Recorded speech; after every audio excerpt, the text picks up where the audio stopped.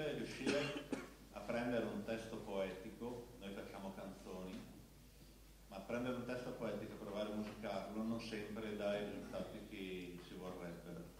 Noi ci abbiamo provato con un bellissimo testo sulla guerra, la pace e la speranza di Igle Saragozza. Il titolo è Eppure.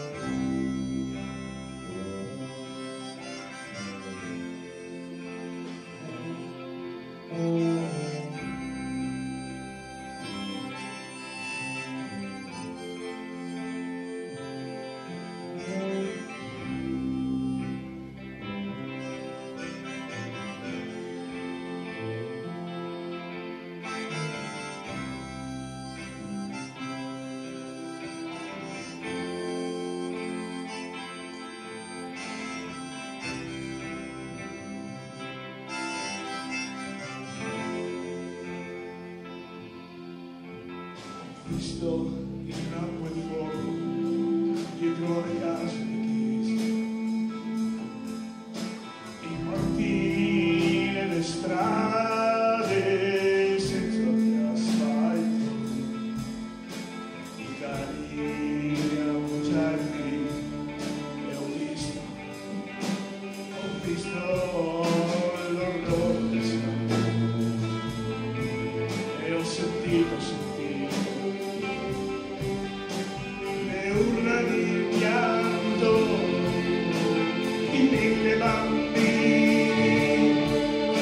camminato nel dolore ed ho corso nell'orrore della guerra, di tutte le guerre. Ho sentito sulle mie spalle il peso della guerra, di tutte le guerre, e ho corso sui campi minati e mille volte sono esploso, ho sorvolato terre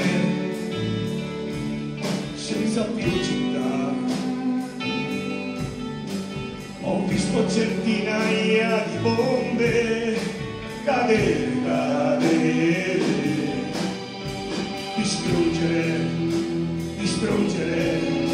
distruggere, ma non mi sono abituato alla guerra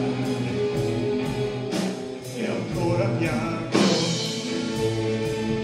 e ancora prego e ancora credo, eppure credo, io credo che l'uomo, eppure credo, io credo che l'uomo